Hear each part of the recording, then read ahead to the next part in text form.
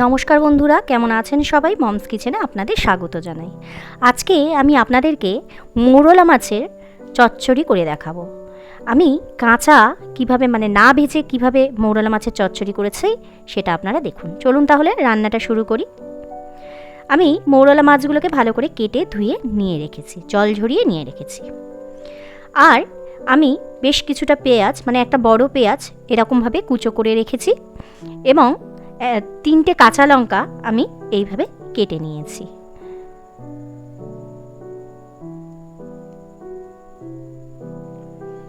আর নিয়েছি এইরকমভাবে লম্বা করে টুকরো করে রাখা আলু।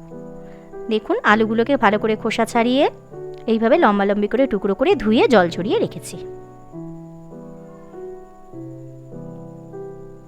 এবারে একটা পাত্রের মধ্যে আমি সমস্ত আলুগুলোকে নিয়ে নিলাম।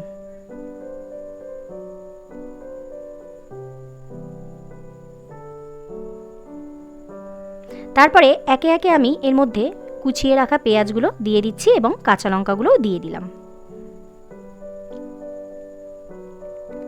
আমি একটা টমেটোকে এইভাবে লম্বাভাবে কেটে নিয়েছি। একটাই টমেটো দিয়েছি, আমার কাছে আর টমেটো ছিল না, থাকলে আপনারা দুটো ব্যবহার করতে পারেন। একটা টমেটো আমি এইভাবে কুচিয়ে নিয়েছি, নিয়ে আমি দিয়ে দিলাম। এবার একে একে এর মধ্যে হলুদের গুঁড়ো, লঙ্কার গুঁড়ো, স্বাদ অনুযায়ী লবণ এবং 2 চামচ পরিমাণ তেল আমি দিয়ে দিচ্ছি।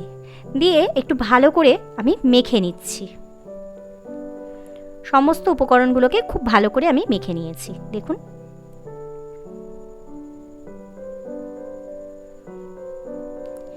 এইবারে মাছগুলোকে আমি এর মধ্যে দিয়ে একটু ভালো করে মাখিয়ে নেব। এই মাছগুলোকে খুব সাবধানে মাখাতে হবে, খুব চটকিয়ে মাখলে চলবে না, খুব হালকা হাতে মাখতে হবে। এবার আমি ফ্রাইং প্যানের মধ্যে তেল গরম করে নিচ্ছি। তেলটা গরম হয়ে গেলে আমি এর মধ্যে একটু কালো জিরে দিয়ে দিচ্ছি ফোড়ন।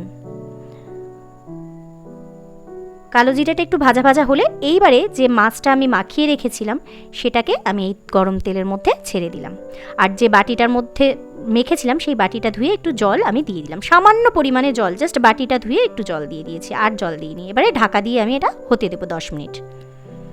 দেখুন, খুব বেশি কিন্তু নাড়াচাড়া করলে হবে না, খুব আস্তে আস্তে নাড়তে হবে। দেখুন, হালকা হাতে এরকমভাবে একটু উল্টিয়ে পাল্টিয়ে দিতে হবে।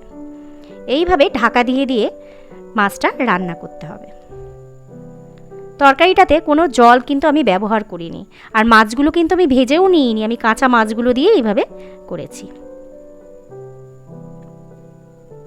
দেখুন, মাছটা যখন হয়ে এসছে, মাছটা বেশ ভালোই হয়ে গেছে, আলুগুলোও সিদ্ধ হয়ে গেছে, সেই মুহূর্তে আমি একটু ধনেপাতা দিয়ে দিয়েছিলাম, সেটা আমার দেখানো হয়নি।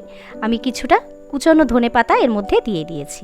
বেশ, ধনেপাতাটা দিলে এই মাছটার স্বাদটা আরও বেড়ে যায়, সেই কারণে আমি ধনেপাতা দিয়ে এই নামিয়ে নেব। এবার দেখুন, তরকারিটা সম্পূর্ণ হয়ে গেছে। এবারে পরিবেশনের জন্য নামিয়ে নিচ্ছি।